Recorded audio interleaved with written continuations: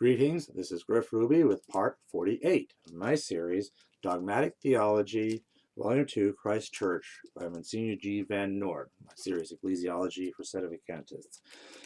I now get to the real crucial nub to all of this, and one of the key points that I have been looking forward to getting to throughout from when I started this book, although there's more later on, but this is a very key one here. Page 152. Scolin 1. How can one prove that this or that bishop is a legitimate successor of the apostles? It has already been established, see number 34, that bishops succeeded to the position in the church originally filled by the apostles. But, as was pointed out, this succession does not mean that a particular bishop succeeded to the job of a particular apostle, say, that of the Bishop of Bridgeport have taken over the job of St. Bartholomew. Rather, it means that the College of Bishops, viewed collectively, succeeded the Apostolic College, viewed collectively. It may be asked then, how can you be sure that this or that bishop should be counted as a legitimate successor of the apostles? Obviously, a man does not become a genuine successor to the apostles merely by arrogating to himself the title of bishop, or by carrying on in some fashion a function once performed by the apostles. Neither is it enough for a man merely to possess some one individual power, say, for example, the power of orders. The power of orders can be acquired even illicitly, and once acquired can never be lost. What is required for genuine apostolic succession is that the man enjoy the complete powers, i.e., ordinary powers, not extraordinary, of an apostle. He must then, in addition to the power of orders, possess also the power of jurisdiction. Jurisdiction means the power to teach and govern. This power is conferred only by a legitimate authorization and, even though once received, can be lost again by being revoked. Now, two methods suggest themselves for proving that this or that bishop is a legitimate successor of the apostles. A. The first method is to demonstrate by historical documents that the man in question is connected with one of the original apostles by a never interrupted line of predecessors in the same office. One must also prove that in this total line no one of his predecessors either acquired his position illicitly or even though he may have acquired it legitimately, ever lost it, I guess through descent into heresy or what have you. For a purely physical succession proves nothing at all. To move into the White House by physical force would not make a man president of the United States. It is easy to see how lengthy and extremely complicated such a method of procedure would be. Christianity is nearly 2,000 years old. Indeed, in many cases, it would be quite impossible to proceed along these lines because of a lack of documentary evidence. B. The second method is quite brief.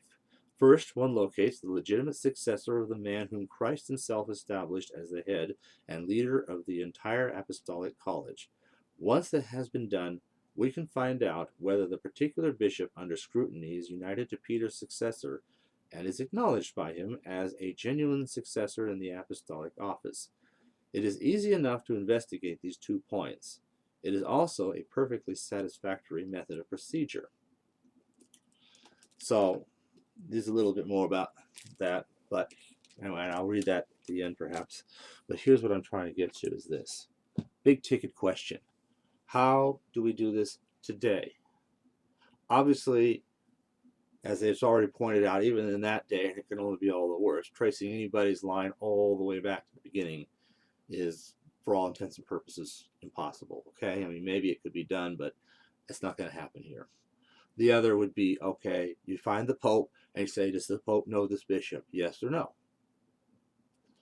Obviously, when you have bishops, whether today or, and I might point out, the same thing, the same situation would apply in that other circumstance I read about in which those 21 or more bishops were consecrated during that one particular period of papal vacancy.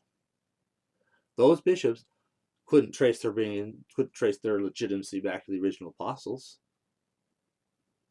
Neither could you say they were recognized by a pope. Does that mean, therefore, no one was obliged to recognize them as bishops? It becomes clear from that precedent an important lesson for today.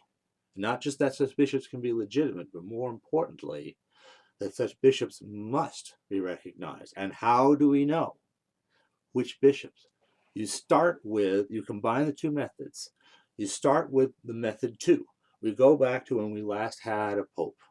For sure, we know Pope Pius XII was pope. You look at the bishops he all recognized, and were in good communion with him clear up to his death. Okay?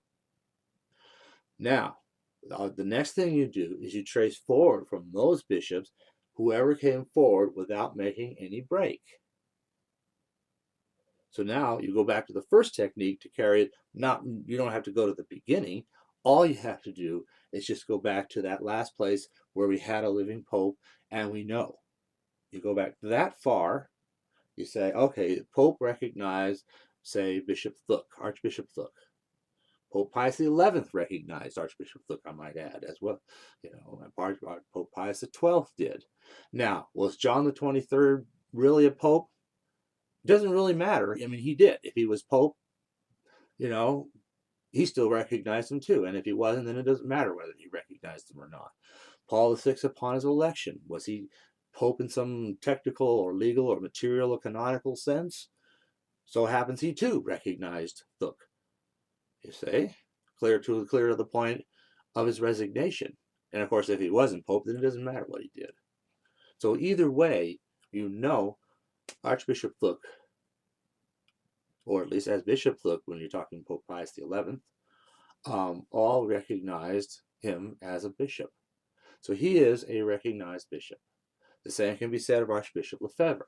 The same can be said of Archbishop de Castro-Mayor. Now, Mendez has the additional complication that he wasn't a bishop until the era of John the 23rd. However, you still have the fact that Spellman was among those bishops recognized by Pope Pius XII, and he too was in communion with that, and he was recognized by Pope Pius XII to his death, and regardless of whether it counts for anything or not, he was also recognized by John the 23rd clear to his death. And in that intervening time, he gave Bishop Mendez, who he obviously recognized. So you still have that continuity of recognition there. Now, what's the next thing you had? You have the recognition, obviously in the absence of the Pope, but you had the recognition of the bishops who did have known recognition by the Pope. You see, those 21 bishops consecrated during that time were one and all not only created but recognized by the other bishops of the church, who all were recognized by the Pope. So that's still this continuity of recognition. It carries forth. And had that vacancy gone on and on and on like ours has, it would have had to extend to successors as well, and their successors, and so on, however long it takes to get a pope. Ergo, there is a complete and direct physical, legal, legitimate union of communion without break from those bishops who produced the successors to the traditional bishops today. This is not to be in the same category as somebody going to some East Orthodox or Old Catholic cleric and paying them $25 to make a bishop out of them. If that would have been all it was about, if it had just been preserving sacraments, there was no need to do. There would have been no need for that. You could get valid sacraments from some illicit schismatic body. Many would be happy to sell them to you. It wasn't about merely physically valid orders. It was always about legitimate authority and jurisdiction. That is why Thuk did what he did. That is why Lefebvre and de Castro-Mayor did what they did. That is why Mendez did what he did. That is why the other bishops that were faithful in those earlier times, though they didn't actually participate in these actions, nevertheless, at least quietly and in some cases somewhat openly, supported and applauded these actions. That was their intention, to convey the future of the church, to preserve the faith of the Pope, the last true Pope, and all the popes before him, you see, acting in their will, in their direction, in their interest, in our interest of the church. So that's how you know they are legitimate. Somebody comes along and gets one from somewhere else, it's like in any era. I mean, a schismatic cleric could convert, could be received by the church. If he brings in a congregation, he might reasonably be permitted by the church to have a jurisdiction over whatever flock he brings in. And that's usually what it is. Some people say, well, Some Eastern Orthodox, bishops have been accepted into the church and have allowed to function as bishops. But this is, either never or virtually never happened in the case of old Catholics. But the distinction here is, if you just come in by yourself, they're not going to set you over some other flock. But if you come in with some other flock and they come with you, they could, and this is their discretion, they may or may not, but they could, and I think in most cases should, allow you jurisdiction over your flock. Your flock becomes, now you're an authorized cleric. So that can happen. And that can still happen today. As, for example, when Bishop Pavaronis chose to so recognize Bishop Yurchik from the Russian Orthodox Church. So it's the same kind of thing. Bishop Yurchik had a historically schismatic line. He was no better than somebody who'd come to an old Catholic. But now, and with whatever flock he's got there in whatever Russia area he is, you see, he gained that legitimacy from another bishop who already had it. And by that recognition. So you could get it that way, but he could never have got it on his own.